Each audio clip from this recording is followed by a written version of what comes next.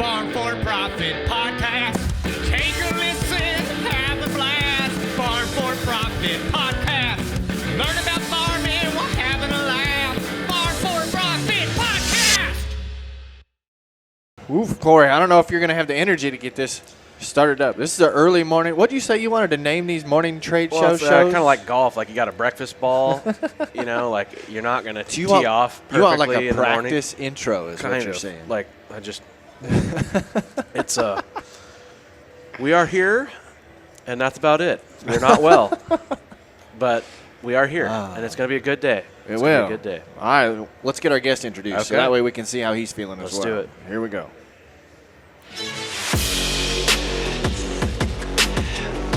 Today on the Farm4Fun Show from the Sukup Manufacturing booth at the National Farm Machinery Show, we head to Ohio to meet up with a fourth-generation farmer who shares the ups and downs of his daily life on the farm. He does that through his vlogging on YouTube and has over 153,000 subscribers. Please welcome from Southern Ohio, Mr. Brian Brown from Brian's Farming Videos. All right. Man, that was awesome. Can you, do my intro to everything? Can I get some oxygen? Maybe a mimosa. I don't know. This is the first time I've gotten to sit next to you at this show, and I don't know how you read those notes. Did you shower? Did I shower? Brian, how are you? Good. How do you introduce yourself? My name's Brian. What's yours? Yeah, Corey. What do you do? Well, I'm a farmer / YouTuber now, I guess. Yeah? Yep. Yeah? Very cool. Very cool. Farmer / YouTuber. I don't know if we've had anybody actually say they're a YouTuber when we've asked them to introduce I don't themselves. I don't like to admit that, but someone called me a YouTuber and not a farmer one time, and I was like, I don't like that at all. Is it very far off? Maybe you make more money on YouTubing than farming. Possibly. Some years, probably. That's why we started this Farm4Fun show, because we're not always farming for profit in agriculture. Sometimes you just got to have fun. Yeah. No, that's good. So this is a dual show. Brian's got a podcast as well. Yeah, tell us a little bit about your let's- podcast, and then you introduce us to your audience. Yeah, so my podcast is called the Working Words Podcast. Started off just me and a friend. Through social media, I was starting to get a lot of people coming through that were, we usually end up sitting around drinking beer after we got done doing whatever we were doing for the day and bullshit and stuff. And I was like, can I say that? Yeah. Okay. I was like, man, I'd really like to just record some of these. So I have one buddy who talks a lot, and he doesn't know anything about agriculture. Like, he's not in ag. So I was like, hey, Manure, you want to host a podcast with me? Because every now and then I go brain dead, and you never shut up, so this would be great. Yeah. And so it does kind of offer a unique perspective, because he's from a construction world. He's a builder, and we don't have just ag guests. Like, we'll have people from his world and whatnot. And yeah, I like it pretty well. Works out What's pretty he good. do? He's contractor. Contractor. Yep. Nice. So like construction, building houses, and things like that? Yep. Well, there you go. Why don't you introduce us to your guest, and then we'll kick off a dual show. So yeah, we're sitting here with the Farm4Profit guys at the 2023 National Farm Machinery Show. We got Tanner and Corey. There we go. The other guy, yeah. Yep. So guys, how many podcasts have you done now? We're on day 2. Ooh. We had 5 yesterday. 5 So this will be yesterday. our 6th one. I think we're up to almost 260 that have been released. Yeah. You guys' To the voices public. are holding up well for doing 5 yesterday. Let's say I've got a pocket full of cough drops. Yep. Absolutely. Got a bag full of cough drops. I don't think we ever have. Maybe Tanner has a little bit of problem with talking too much sometimes and losing the voice, but not. All the time. Yeah. I don't even like going. I like going to bars, but I don't like going to bars to where I got to shout over the I music. hate that. Like, Yeah. everybody around here wants to get a stupid PBR bar. Like, it is so Emma. loud you can't. You can't Emma. even. You have to pay to buy a freaking booth to sit in. Like, that pisses me off. Like, Wait, Emma, this is totally a generational thing because she loved it. Didn't you love being there? I mean, oh, they have not that you didn't dancing. go. Who gives a shit? They kind of mop the floor every 2 minutes is what she said. No, I think our bar is where the one we went to last night, where you could sit down, Right. you didn't have to worry about it. You could have a conversation across Yeah. the table and still Hole heal in each the other. wall. It was beautiful. Yeah, Yes. I'm much more that atmosphere. Like, if I want to have a conversation, I don't want to have to yell. Yeah, Yep. absolutely. Yeah. Yeah, this is, you're going to have a rough morning getting started here. I am. You want some water? I got some right here. I probably should. You want some ibuprofen? I need an IV. That'd be. So for our listeners, why don't you tell them a little bit more about the farm that you've got going on? Is it you? Do you have any kids involved, family involved? How's that look? Yeah, so I farm with my father. He's 72 years old. He's farmed all his life. Then my brother, he is 44. He started farming in 2019, so he not really farmed before then. Before then, it was just me and Dad. We were kind of definitely needed some help. We were overextended. We farmed 3,500 acres, and at that time, it was me and Dad full time, and my uncle would do some trucking for us. Yeah. So we were definitely needing some help. He wasn't liking his job that he had, so now he's full time partner with us on the farm. So yeah, we raise corn, soybeans, and wheat, and we do double cropping. I thought that was pretty normal. And then when I started YouTubing, people were like, "What the hell's double crops?" Yeah. You get paid twice in a year. Sometimes. Sometimes you waste more time. Right, so what's the typical double crop? Are you rye followed by beans, or what do you? See, I didn't even know that would be a question. Wheat, winter wheat, and then soybeans thereafter. Okay. Have you ever looked into the polycropping, or what would you call that? What does Jason Mock call it? Intercropping? Intercropping. Where Where they you grow the relay wheat, cropping. He Relay calls it cropping. relay So cropping. you have the So wheat broadcasting wheat or beans. and then beans right next to it. So to do that, is he planting the beans or is he broadcasting? He's planting the wheat behind a liquid manure tank. So the wheat comes down off a splash plate and creates like a 10 or 12 inch wide path of wheat, and then skips where that manure shank goes. So it leaves about a 15 inch gap. Of no wheat. And then he'll come back in with a planter and he'll plant beans In in between the path of wheat. For what purpose? So then he combines the wheat off. The beans already got a head start. When's he planting this wheat? Will The be fall. fall manure So application. it's a winter wheat. Okay. Yep. Yeah, Not, it's winter wheat. didn't know if you meant spring wheat or something. Yeah.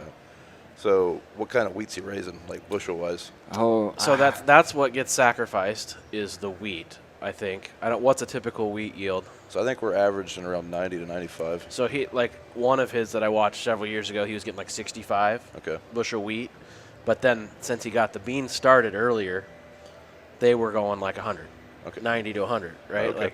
Yep. So that's his payoff, but Gotcha. it's kind of still Where? double cropping. What part of the world is that? Indiana, Southern Indiana or northern? I think he's northern. South of 70 or north of 70? That's the question. I can look it up. Yeah. Yeah. I'm just curious. Yeah. So, That's- but it's absolutely. very interesting. His mind is always going. I'd love to be in it for like an hour, and that's probably all I could take because Yeah, it's just always going. But he has these things called flexi fingers that he puts on like the platform, and it pushes the beans down so they don't get cut off when he's harvesting. Okay. Yeah. And this whole theory is this wheat's in like this 12-inch row or whatever, and then it grows up and suckers, and then so you don't really lose that much. I don't know. It's just really, really interesting. He's always thinking. We're planting 10-inch wheat now, so I guess we could 10-inch? could try to interseed something Yeah. in there. But then there's some guys that they just cut the tops of the beans off, and beans kind of like to be beat up a little bit, and They're kind of kinky like that. yeah, exactly. Kind of like that bar we went to last night. Did you call it the pegging hole or something like that? Four pegs. pegs. There was nothing kinky about it, but they had good bourbon. I will say that, which I'm still tasting. That's why you're not feeling good. He's from Gaston, Indiana, and it looks like it's north of 28. I don't see a 70. So 70. North of Muncie. Muncie, Indiana, I think So is what he he's claims. northern Indiana then? Yeah. Looks like it. I didn't even know they double cropped up there. Maybe that's why he's doing that. I don't think they do. Like maybe he's so far north that. Oh, so that's- he's doing it to get those beans established before, Right. Yeah. kind of mitigating that frost risk. So it's allowing him to double okay, crop. gotcha. Yeah, kind of a relay transition there. Yeah. Yeah. Here comes my John Deere salesman drinking a Michelob at 8:30 in the morning. Holy I cow! love that. That would probably be the best thing for me. That would be your actually. solution. Yeah. Yes. Typically, we do have beers when we do these episodes. That's same. Yeah. I don't know how you do a podcast without a beer. But So when where are you recording at down here? Are you set up at the show?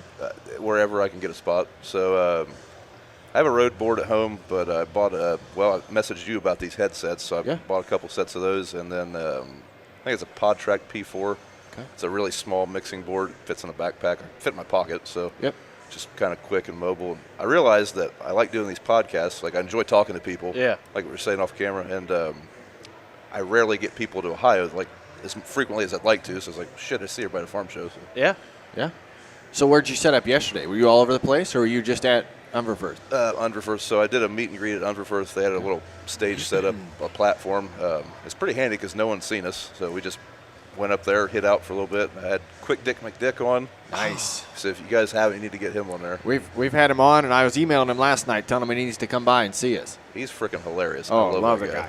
And then Iowan farmer, Ben Van Ronkel. Oh, yeah. I know Ben. Yep. Yeah. He was at the Naked. Yep. Yep. Very cool. Those would be good. Yeah, those would be good interviews. I want to meet Quick Dick because we had him on virtually on our podcast. Well, I've heard him on a couple of virtuals. It's like, man, I haven't seen him on one yet. And yeah. That dude, he would be, I told him, I was like, why don't you have a podcast? Because that was the easiest interview I've ever done. Yeah. I put a topic in his mind, and he just went. Yeah. Like, he never shut up, which was great. Made for good content, and it was usually funny if you could slow him down enough to hear what he's saying.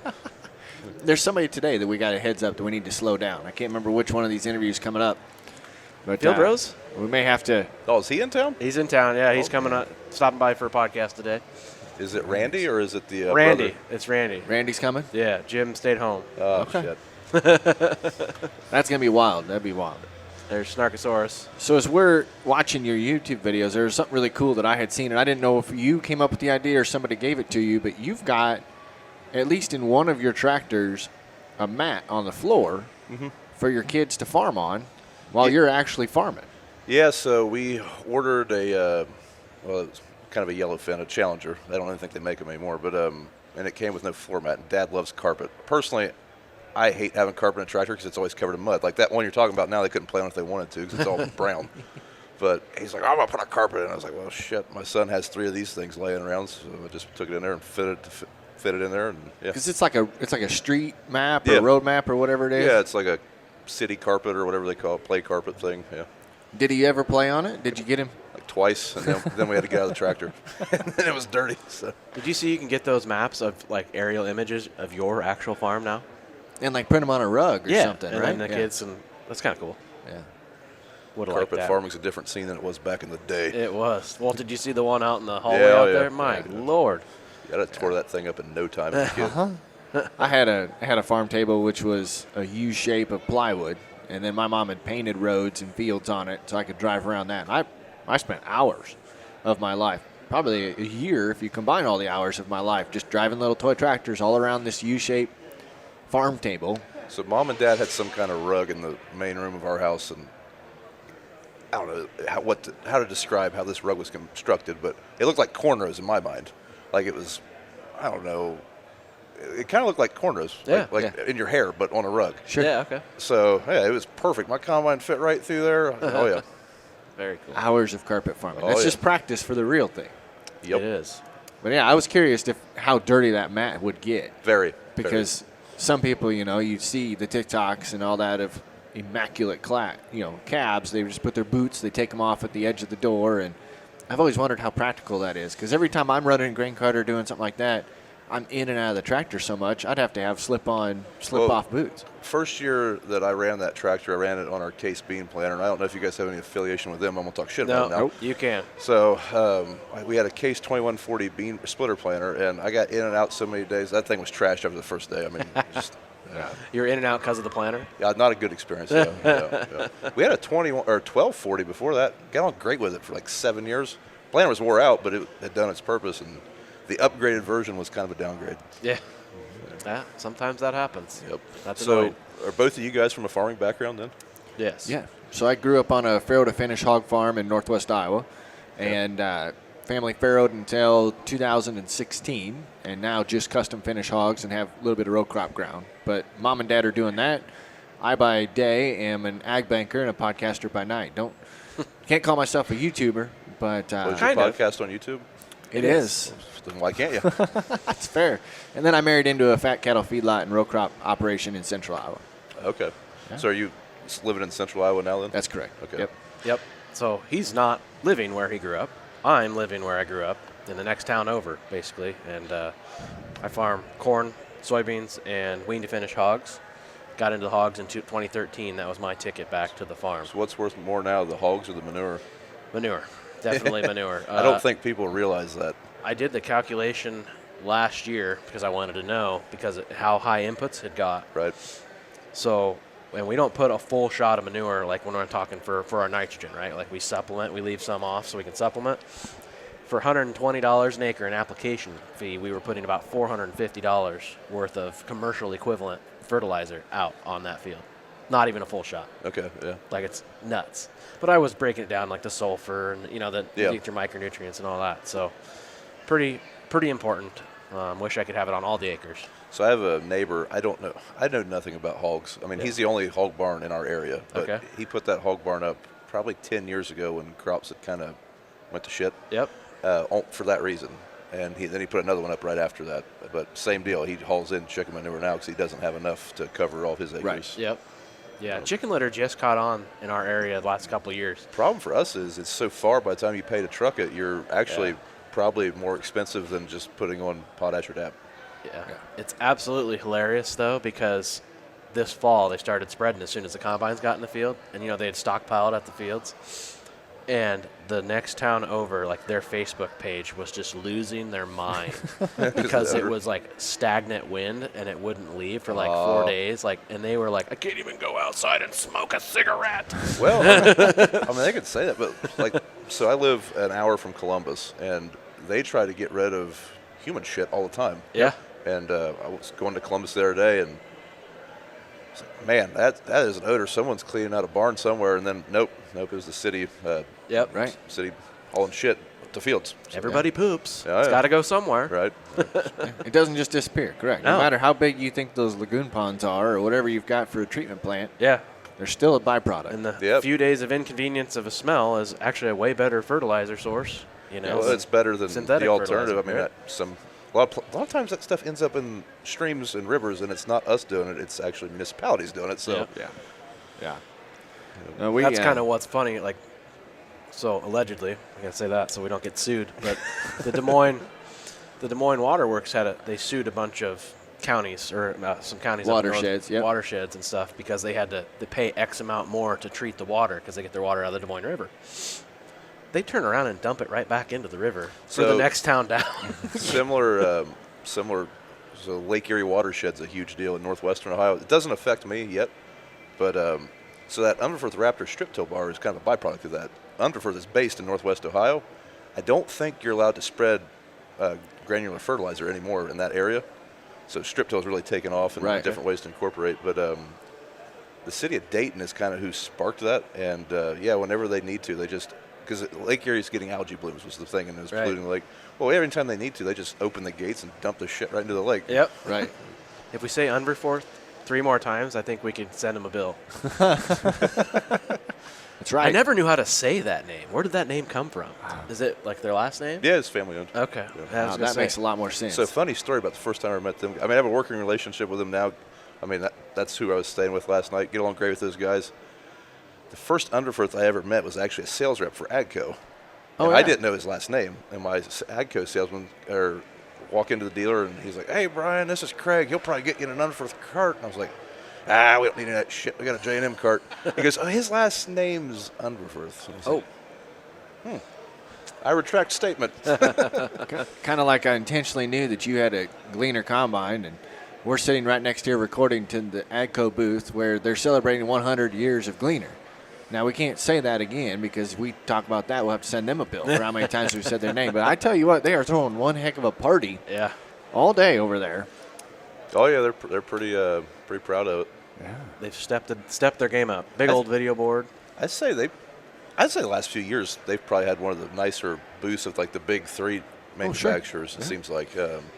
I thought it was kind of comical that John Deere has a booth this year that has a combine on it. It's the first year John Deere's not the one putting the booth on. Like it's their dealers. Yeah, it's their local dealers. That's probably the first S combine that's ever been over here, and it's an X9. Yeah. You run 3, or you've had 3 different combines on your farm, but you run two each fall, correct? Yeah. So last year we had a Fendt for a few hours because, oddly enough, our Gleaner broke down. Had a transmission go on it, so we had a loaner Fendt combine. How'd you like that? How'd you like running that? So we had a 7T, and it did great. Like as far as the loss, I benchmark everything to a Claas. Like in my opinion, there is no combine that will outperform a Claas in its class. So, like we have a Class 7 Claas, and that combine was as very close. Okay.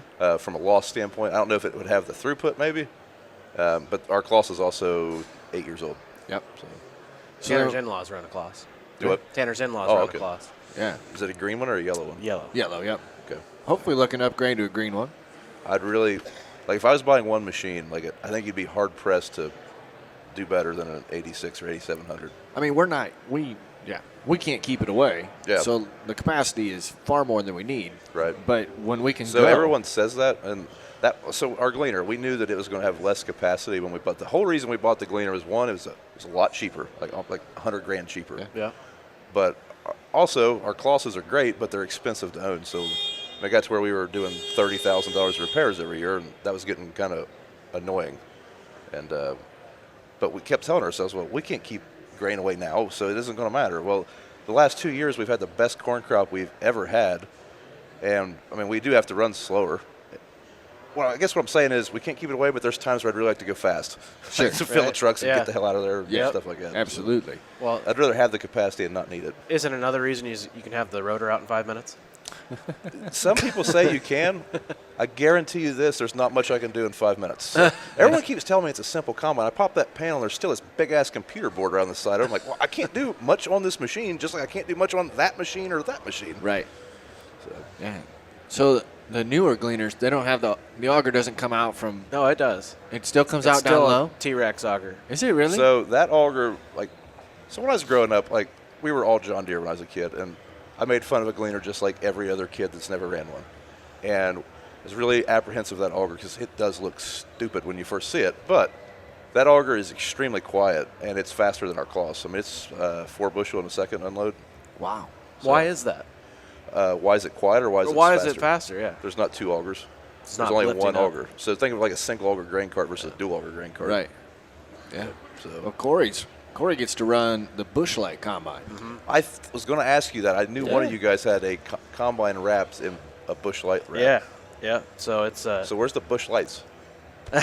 Believe me, these shows, that's typically what we do. We sit here, we crack open a Busch Light, we all go Busch. yeah. I actually we're sponsored by Busch Light actually. Well, I was Yeah. going to ask if you were sponsored by them or if you just took it upon yourself for the extreme love of Busch Light to wrap No, your I combine. mean, yeah. Yesterday it kind of sucked because they ran out of Busch Light here at the show.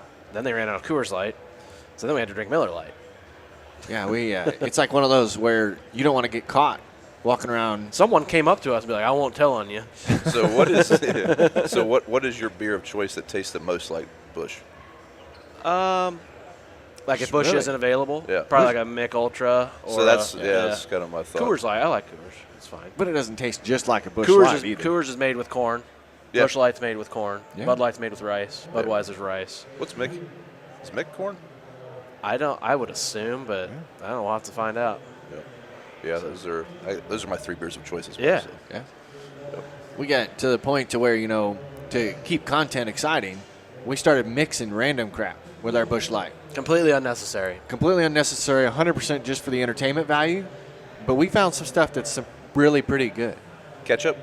We have not done ketchup. We did No. hot sauce. You should you should try the ketchup. Ketchup Are you might being be serious? okay. It would be like a red beer, like Quick Dick Okay. McDick told Yeah, us. Yeah. it's delicious.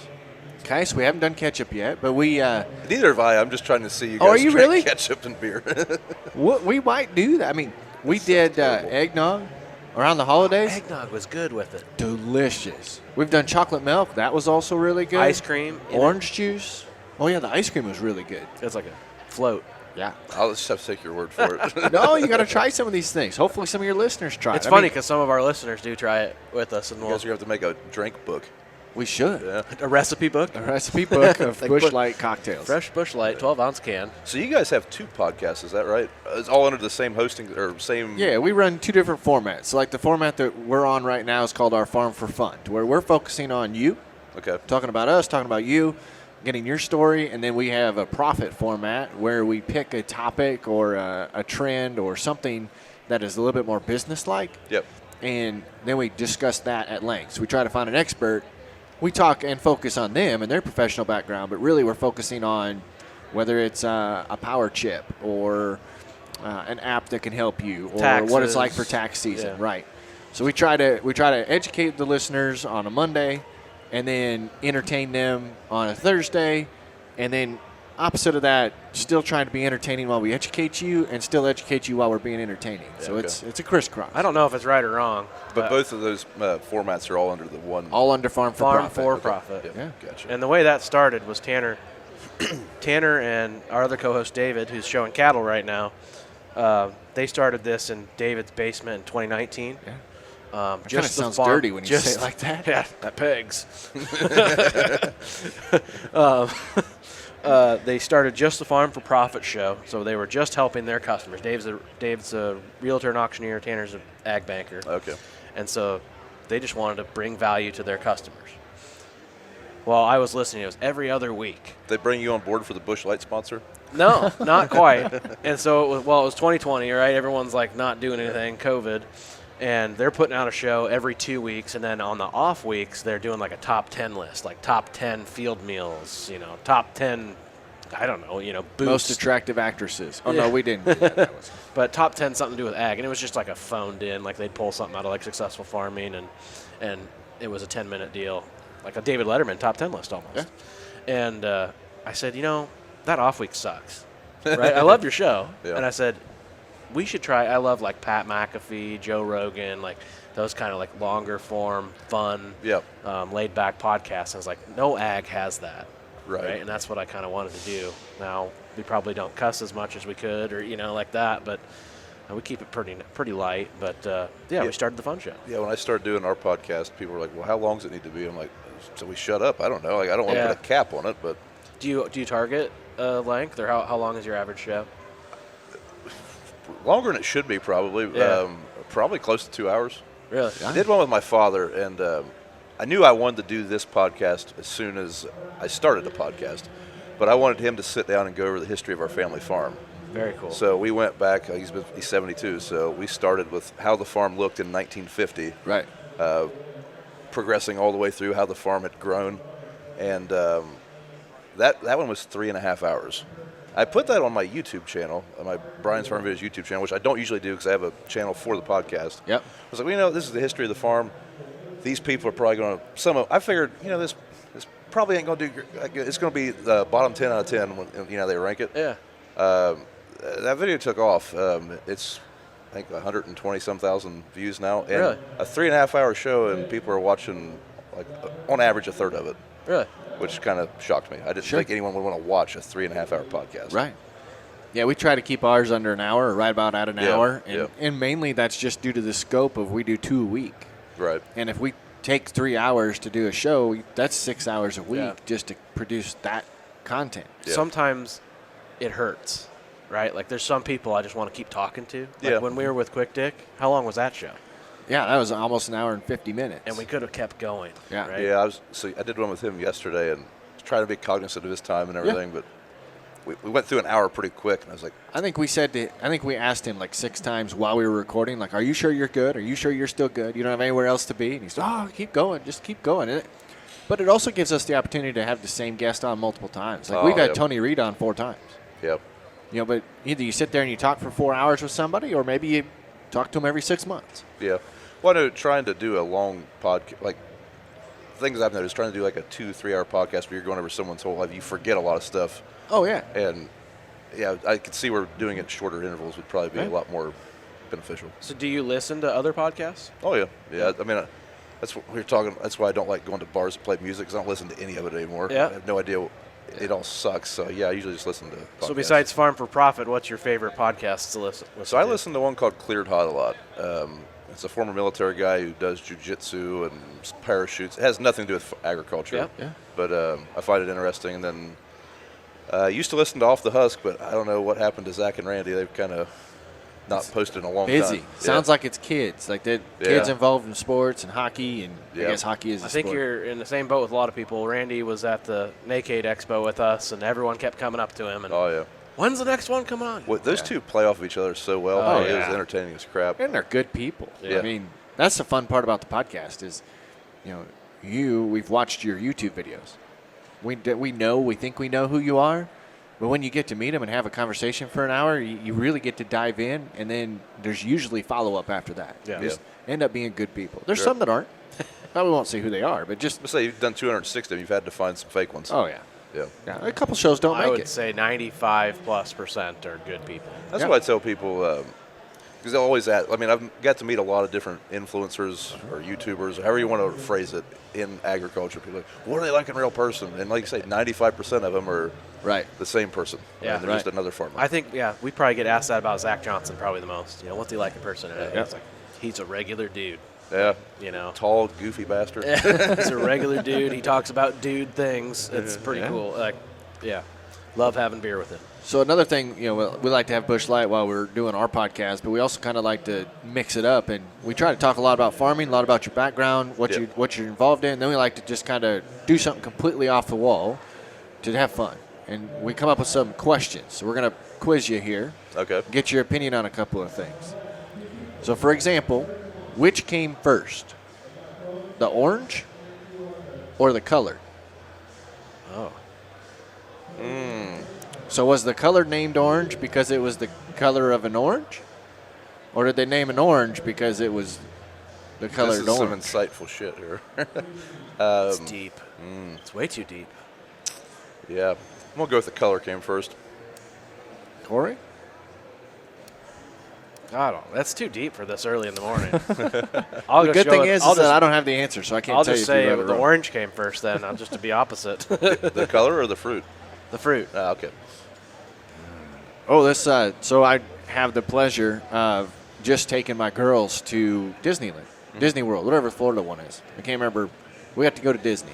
Oh, yeah. So this next question is coming out of Disney. Why is Goofy? Because you know the Disney Oh, characters. yeah. I've got 3 kids. I know Yeah. exactly what you're talking about. So why is Goofy considered a person? But Pluto isn't?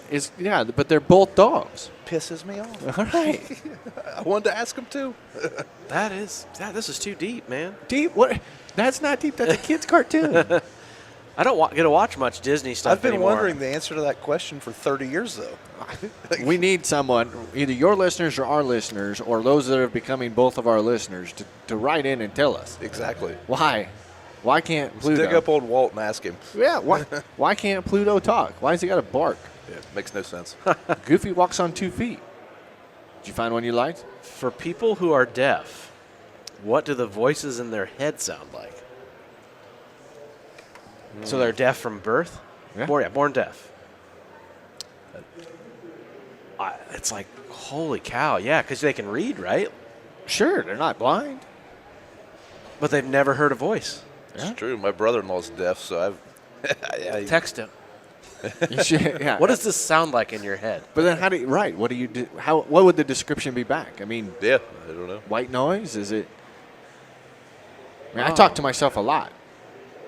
Yeah. Yeah, that's a pretty insightful one. Do you think we have any, you can't even call it a listener, do you think we have any deaf watchers? Like they watch us on YouTube and watch the subcategories? I don't know. I'm sure. I'd I'm sure you- like some, so if you are, write us. That would be kind of cool. So the last one we'll play with you here is it's raining today down at the show. Right. But I've always been curious as a weatherman, and I should ask my brother-in-law this. When does it go from being partly sunny to being partly cloudy? Is it an amount? Is there a percentage? Like, oh, we just got 32% cloud cover. Partial cloudy. Yeah, that Now we're I think partly we should go cloudy. 32. 50%. Like if it's more than 50% clouds, it's partly cloudy. If it's more than 50% sun It's with partly clouds, sunny. it's partly sunny. So, see, they can get kind of dumb and in the weeds. But then how do some you of them measure sit there that? and you go, that's true. How do you measure that? You take a box of picture? your fingers and I could see after a few of those cocktails you guys were talking about mixing up, that'd be some some brain stumpers there. We got offered THC water the other day. I didn't know there was such a thing. That would get you some deep conversation. Not like hemp true. water, like. No, he THC was water. like, yeah, it's actually THC and it's actually strong. So is it the bong water? Like what? Exactly. That was at a buddy's place, and we were doing a podcast in St. Louis, and he offered us that, and it's like, well, we got another 4 hours drive, so we better not. I've never heard of that. I never had it either. I mean, I know that they put that stuff in everything now, but Right. Yep. Do you guys see much of that in your area? Not THC, but I mean, like, is it hemp in it? it's not legal in Iowa. Hemp Or isn't? it's medicinal. No, I mean, is there much hemp crop in Iowa? Oh, no. Okay. No. Seemed I like- actually had aronia berries, and I sold the planter to a hemp farmer in northern Wisconsin. Seemed like when corn was kind of in the tank, there was a lot of people trying it, but I haven't heard much about it since corn went above $4. I think what they ran into was like they can saturate the market so fast, and it's such a large quantity of material. Yeah. Like you have to be by the plant. Yeah, Right. I know. So pretty close to Kentucky in tobacco country. Yep. Where you go an hour south of us and you start seeing tobacco fields. Yep. And a lot of people there were trying it when it first, because I mean it's a very similar process, I guess. Yep. And several of them got burnt pretty good. Like plants went out of business, but they were contracted to that plant kind of deal. Sure. So Yeah, that's tough. yeah. When it's not regulated, not backed, not Insurable. insured. Yeah. Yep. I grew some tobacco in Iowa last year. How'd that go? Like out of 30 seeds, 2 came. Yeah, Very that's hard to tough. grow. Because you tried cotton too, right? Yes. Did you get your government contract? I should. I'm a cotton grower and I'm a tobacco grower. I had a friend of mine tried it in Western Ohio. Yeah, it didn't work out so well. Yeah. My cotton I put by my sweet corn, which had pre-herbicide on it. Yeah. Came up and died. Right? Like, I didn't realize. After the fact, like, duh, why wouldn't I? I'm a farmer. Why wouldn't I know that? But I planted some when I was taking care of my buddy's dog in their garden secretly, and I forgot about it. And then he sent me a snap later in the year of this big plant with all these bowls on it. Did they ever bloom? No. No. They need a lot more heat units, don't they? Yeah, but it did put bowls on, and it basically the cotton got rotten inside the bowls, right? Well, and I didn't have what I probably needed to do was talking to cotton growers. So I need to spray it with like a desiccant, like to kill it, right? Because the cotton will keep growing. Oh, okay. It's a tree. It's a tree. Yeah. So it will keep growing. So if it doesn't get told that it needs to die and open its bowls, I feel like the fielder has got to be the we're one gonna to talk to. yeah, We'll we'll have to talk to ask him about that today. That's exactly right. Although I don't know if Randy knows much about that side or if it's Jim that does that. How's he gonna fall down in here? Well, easily. I assume it's just literally going to walk and trip. Man trips over his own feet. I wonder how many bruises that dude comes home with. That would be the hard part here. Everything's a concrete And some floor. of them you can tell, like, That hurt. even though he meant to do it, it probably hurt. Yeah, that's a trademark I don't think I'd want to adopt. But it's hilarious, his Oh, yeah. montages that he... Oh, yeah. Have you met him before? I have not. We've talked on Instagram a few times. We both deal with Farm Focus, but I've never actually met him. You guys ought to get Ben on sometime. We talked to him at the FPN conference. We were hanging out with Zach and them, and we would love to get him to do some of our swag. Oh, yeah. It's Right? a great relationship. I mean, We tried swag ourselves. It's Same. a losing game for I us. ended up with a closet full of mediums that I never sold, or smalls. Hey, Tanner's a medium. Yeah, I'll take all your mediums. I'll just start wearing Brian's farming videos. He's just a little guy. But speaking of that, obviously you started your YouTube probably just out of fun, wanting to tell your story, but Yep. how's it changed your life? What's it provided you? I mean, there's definitely a monetary benefit. And I don't know why some people get mad when they hear that. I mean, they watch Ben Affleck or whoever on a movie, and Yeah, he's they get making paid. millions of dollars. I mean, it's financially, it's been a pretty big impact. I mean, it's helped a lot. It's made my wife and I a lot more comfortable. It's your side gig. It's the only hobby I've ever had that paid. Yeah. I mean, when I first started, I bought a $500, what was that thing, a Canon, it's a little point-and-shoot Canon camera, Yep. GX7. And I was like, hopefully I can pay for that camera one day. And I mean, I paid for that really quickly, and then I was like, there might be something to this, like Right. from a monetary standpoint. So Right. When did you start the 2018. 2018? Yeah. So when I started, none of the big channels had hit 100,000 yet. So I kind of got in there when everything started taking off, because that year I think Zach, Welker's, How Farms Work, they all hit 100,000 and just went, pow, and I just tried to ride their coattails. Yeah. Right with them. Didn't quite work out. I fell off somewhere. So you started 2018. How long do you think it took to get monetized? So the weird thing, I'm sure you guys experience this too, there's no playbook for YouTube. And you can't call anyone at Google, and their email system sucks, like as far as getting support. So I found out in a YouTube, I had to look up how to edit and upload a YouTube video, because I had no idea. Yep. And You had to watch a YouTube, how to YouTube? yeah, exactly. Hey, that's how I started the podcast, is I was listening to podcasts about starting podcasts. I was not a social, I never used Facebook, or I didn't have an Instagram, I didn't have a Twitter, so very dumb when it came to that stuff. But in that research, I figured out you needed 4,000 hours of watched content and 1,000 subscribers. So I got that, and I was like, okay, checks are going to start coming. And I thought I'd get a check in the mail like next week.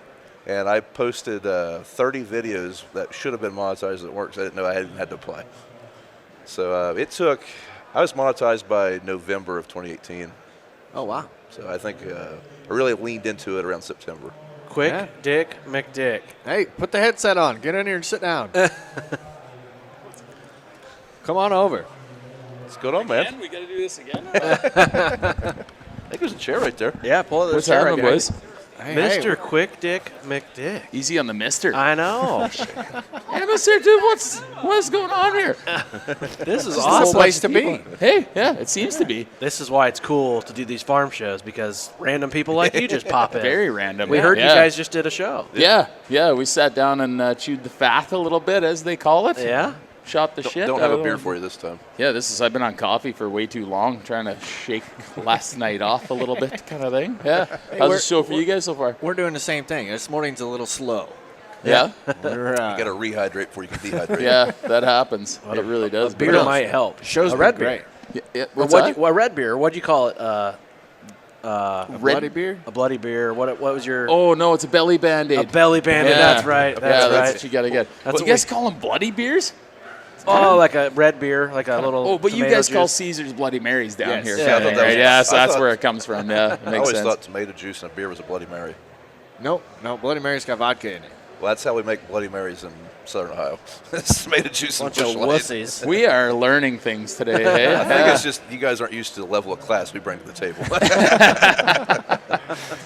How's the show been for you guys? It's been really good. Very good. We had really good content yesterday. Had 5 really great guests on. We're starting off with a good show today. And you popped in, makes it even better. If I would have known you were going to be down here, I would have waited to have you on the podcast in person rather than virtual, What are even the- though it was awesome. Yeah, what are the chances? Say, but it's well, usually I'm way more comfortable when I'm in my basement drinking beer. Yeah. You know what I mean? Actually, you know what? As long as I'm drinking beer anywhere, I'm pretty comfortable. I think we proved that yesterday. Yeah. So What are you doing down here? You working for some people? I'm down here. No, I'm not working in the U.S. at all. No. Oh, okay. No, Got it. It's all cash. No. I'm actually down here with Mandaco. They got the rollers set up over in the West Hall there or whatever. So yeah, we've been running their gear for quite a while, and it's pretty good stuff. So I figured to come down, and apparently there's a few people that know who Quick Dick is down here too. It's been all right. Yeah, I met a few people, and Did you throw any toonies last night? I did not. No, yeah, I should have brought a couple of rolls down here with me. You guys got $1 bills that's here. It's so funny. weird, you know. That is really funny. Yeah, we should have you wander over there because you have been rolling your beans I've been rolling after beans. they pop up. Yeah. That'd be Okay. good. You wait for post-emergence? Like, Yeah. Yeah. Because Right I on. rent it, right? So they're all taken by everyone that rolls it before the beans come up. Is that and right? And then I get it afterwards, and then it works good. Same difference, yeah. I mean, beans like to be treated just terribly, Like I right? said, they're kinky. Yeah, they are kinky. Dirty. Beans like to be treated like all of my ex-girlfriends. Yeah, exactly. Actually, I don't think they liked it very much. That's why they're exes, right? Yeah, I don't know. That's right. but That's beans like it. Oh, that's you know what I don't know a lot about beans, and it's cool even coming down here. Like I mean, we grow a little bit of corn up in like the Saskatchewan part, but it's all just for grazing up there. We were talking a little bit about that yesterday, but so it's kind of cool to come down here and just see a lot of different things. Man, I was talking to this one guy that's got this scraper made for the in between the duals on your combine. He's like when you're in the deep mud combining, and I'm like, when you're in the what? Doing what? You guys don't have mud? We have mud, but I mean, we just don't combine in it. right. Or wait till it to freeze. Wait till Yeah, it freeze. yeah, but like I think a bigger thing down here is like most corn goes through the dryer. A lot you know do, what I yeah. mean? And we try and avoid using the dryer at all costs at home, kind of thing, because we pay carbon tax on natural gas. yeah. So yeah, Oh, yeah, I you didn't know. think about that element of it. Yeah. yeah, it's expensive to turn them things on. So we stopped by Vance Crowe in St. Louis and did his podcast, and he said, Oh, awesome. Canada is like 10 years ahead of us as far as Policy-wise, regulation and yeah. policy. Well, he said, started talking about all that stuff. And it's like it's really eerie how bad it's going and how I see our country going that way. how do we stop it? I don't have that answer for you. I wish I had the answer. If we had it, it would be stopped in Are Canada. people's by now. bank accounts really being frozen and That was all that like kind that, of stuff? that was back. That did happen. So that was back during the trucker convoy, though, when they invoked the Emergencies Act, because you need the Emergencies Act in Canada to be able to clear the streets of a couple of semis and some bouncy castles and hot tubs. You know what I mean? Yeah. That's kind of the state of our country. But yeah, provisions under the Emergency Act, they found anybody that was donating to this convoy and all this different stuff. They froze bank accounts and social media accounts. It was the most ridiculous thing I've ever seen in my life. Yeah. Yeah. Instead of just, coming out and talking to people and being like, So hey. in Canada, do you actually have the right to free speech? Is that in any kind of document anywhere? Right to free speech? Yeah. Yeah, it's under the Charter of Rights and Freedom, but it's... It'll be kind of done away with. But like everybody kind of takes it for what it's worth. But when you have a government that jumps in and just like invokes the Emergencies Act, basically it just gives them the right to do whatever they want, kind of thing. But like they renamed it the Emergencies Act. It was initially called the War Measures Act. Oh. But can you churched it up a little yeah, bit? so they changed it. Yeah. Yeah, that's exactly what they did. But like, could you imagine if it like revert back to that name? Could you imagine that you have a part of your population just comes to non-violently protest in Ottawa, and you have to invoke the War Measures Act to get them out? Like, come on, you know what I mean? Welcome to Canada. The U.S. they can declare martial law. It'd be basically the same concept. Same kind of thing, exactly. Yeah, for sure. But yeah, so we've got guns. For now. Yeah, But for now. talking to him though, you guys had guns at one time. Yeah. Actually, no, all mine are gone. Well, yeah. Lost in a terrible boating Did we all get in accident. the same boating accident together? Oh, yeah. Who knew that was going to happen? Yeah. We did. But that was an eye-opening conversation with Vance, just talking about where the future of podcasting is. If somebody doesn't like what we're saying on a podcast, you could be in jeopardy if that's the way policy continues to trend. Yeah. So, and like a lot of that's happening in Canada now. They passed Bill C-11, which is a internet regulatory bill. And what it does is actually it messes with your suggested feed on YouTube. What they say, it messes with your suggested feed on YouTube so that it'll promote Canadian content that promotes language and diversity and everything in Canada kind of thing. And you're like, I'm sorry, what? Yeah. So they try and make it, it's all about our heritage that we're trying to promote here. But like there's so many open areas within this bill that there's nothing stopping the CRTC from, say, putting a quick dick video to the bottom or fourth page of somebody's suggested videos. You know what I mean? Yeah, so it's pretty scary. So I don't want that to hit us. No, nobody does. And same with you, Brian, and your podcast and your YouTube. And yeah. if it starts getting throttled. Right. It probably happens now, but especially if it was sponsored by the state, that feels really communistic, I guess. Yeah. So as content creators, all of us, you have to fight an algorithm no matter what you're on. But can you imagine part of that algorithm being your government regulatory board? Well, how does that work? Well, right? one thing about old Elon, it sounds like that's kind of been happening here on Twitter for the last few years anyways. Yeah. Yeah, it's pretty. It's like big tech is pretty scary. Yeah, and how serious things are with even your Facebook feeds and wherever else everybody does stuff. We're kind of at the mercy of them. But yet we need it. It's true. Yeah. Or we wouldn't be sitting here. Yeah, exactly. Right. Yeah. I don't know. You know what? I think I can make it without the internet. One You thing think so? that, Yeah, I wouldn't know how to fix carburetors though, because then we I wouldn't be asked able the- to watch YouTube how to fix them. Right. We asked a guest yesterday if they'd rather have a full cell phone battery or a full fuel tank. I think I know what your answer would be. Oh hell yeah. Yeah. I'm fuel all the way. Yeah. Brian, would you be the same way? I'd use my full fuel tank to go find a phone charger. Problem solved. See, he Think said a about full phone battery. Yeah, he so chose he the could call phone someone battery. to come give him a ride. Okay, yeah, see, there's something there, right? But it definitely tells the What if the difference. person you're calling to give a ride chose the full fuel tank? Oh, you're not going to answer the phone. You're screwed. it. Yep. Yeah. See, we did not go that deep. No. And you didn't think we'd be able to do this in the There's- morning. yeah. Put that one in. See, I've got many layers. I always go very deep into where things are at, right? Well, we asked Brian earlier, which came first, the orange or the color? The fruit or the color? I've never heard that question before. Yeah, we didn't either. Holy, that is you guys just blew my mind here. It's way too deep for this early in the morning. But now you can go around the show, and if someone wants to come up and ask you, you could say, I'm trying to figure this out. The Farm for Profit guys asked me, and I don't have the answer. So after digesting that question for a minute here, I would say that the orange would have come first. And there would have been, what is that, an orange? And then they would have been like, when they saw that color somewhere else, they'd be like, oh, you mean orange? It's like the orange, yeah. It's got to be. And then they'd be like, yeah, orange. Did we just solve something in I think we solved I it. don't It's know. like that's salmon. It's cut open the fish. Like this salmon, what color is that? Oh, it's the same color as salmon. Yeah, I always thought salmon was just a protein until somebody's wearing a shirt that color. And they're like, oh, that's a nice salmon shirt. Yeah. Like, what the?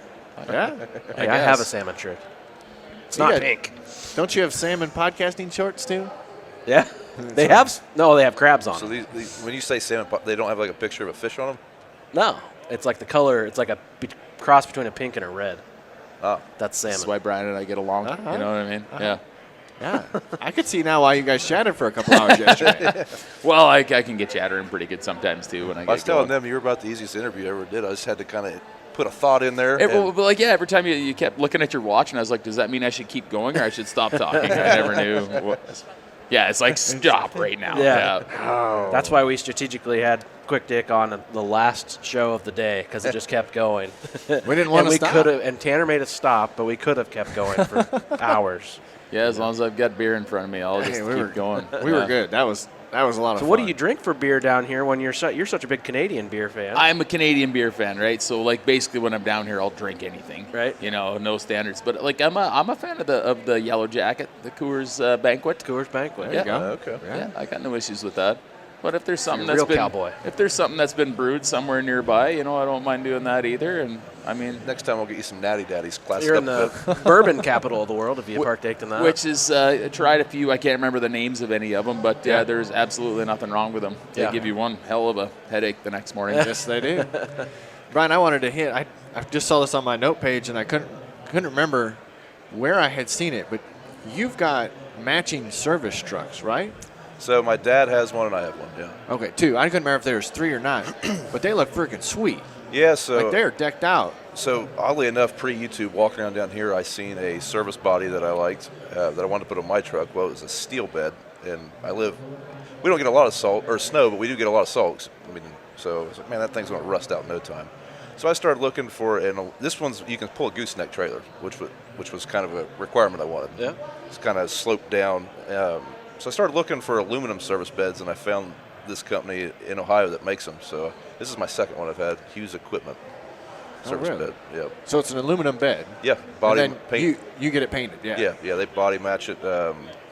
Really, I mean, it's not a cheap bed. I mean, it's an expensive toolbox, but I mean, I have all my tools in it, so it's really I'd rather buy that than a Snap-on toolbox. And my plan originally was, well, I'll keep this for like 4 trucks because as long as Chevy doesn't change their frame rails, it'll fit on any Chevy pickup. Well, then I posted on Instagram my old truck with the bed, and it sold in 20 minutes. Shit, now I need a new bed. You posted it on Instagram? Yeah, I had a 2004 Duramax that had 100,000 miles in that bed on it, and sold in 20 minutes. Right. Nice. Do you ever have structural problems with aluminum cracking? Well, Or do you guys actually have maintained roads in the U.S. as we don't in Saskatchewan? I've got an aluminum trailer, and I get some broken welds. Yeah, happens. I had a tailgate crack from like putting forks and like pallet forks and shit on it, but gotcha. I mean that was user error kind of thing. Yeah. Stabbed it. maybe. Yeah, that happens. Yeah, Boys, it was good to chat with you. I got to run back to the Mandeko booth here. Cool. Whatever, Hey, but thanks for dropping good in. to see you guys. Yeah, Love and take care. We'll be rolling around maybe a little bit later on. See you, buddy. All right, Cool. take care, guys. We'll be here See all ya. day. Nice. Well, that was a nice little surprise. Yeah, new shit. Absolutely. Yeah, Well, but those service beds, though, I mean, we use those things every day, so we really like them. Yeah. that's cool. Yeah, because I know that my in-laws, my parents, we don't have anything that nice, that consistent. I think you've got, you build a pallet or you? No, you built your brother-in-law right. built a pallet Yeah. that fits on their flatbed, like just for harvest time. Okay. It's got an air compressor, hose reel. So my dad has always Cooler. had a service bed of some kind most of my life. Like he used to have one that it was contoured to the truck. Like from a distance, you couldn't tell it was a service bed. Yeah. And it rusted out real fast. And then he built a flatbed. And he was like, well, I'm going to build it because none of these are heavy enough. And hospital trip later and several metal purchases. It was like, you probably should just bought a flatbed. Right. Yep. Sometimes some things you're just better off just paying to get it done. Yep. Well, the same thing else for everybody else that is listening to us for the first time. Something else we do at the end of every one of our shows is ask the guest the same question. And then that gives us some content middle of the year to do another follow-up show. And the question that we ask every one of our guests before we wrap up is, what does success look like to you? What does that mean? What does success mean? You mean like in the farm or the YouTube channel? Or Anything. Life, family. So when I get towards the end of my life, if I could look back and I think I'm successful, would be I would love to be able to pass on like our family farm to a next generation. I think that's probably most family farms' goal. I would like us to be profitable and be able to pass that on to the next generation. Yeah, I like that. Pretty simple. Very good. And if you want to be profitable, you got to listen to the Farm for Profit podcast. Yeah. Profit in monetization and mind. There you go. Get you a little intellectual knowledge. So how do you guys answer that question?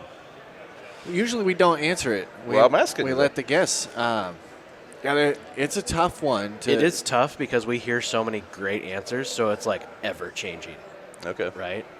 and all-encompassing, because you initially start off with one perspective, and then somebody states and relates it to their children, and then someone states the legacy of what they can leave behind, and how people talk about you at your funeral, and some it's strictly monetary. So I have a weird opinion on funerals. Like, I've been to funerals that are really extravagant and all this stuff. I tell my wife, if I die before you, you do whatever makes you comfortable. Oh, Because like my mom just passed away this past year, and like I'd never been through that process. Yeah. And like this is all a crock of shit. Like to me, like people are telling Dad what he should be doing, and you need to do this, you need to do that. I'm like, Dad, I don't care if this costs $10 or if this costs $100,000. If you can swing it, whatever makes you happy, that's what I want you to do.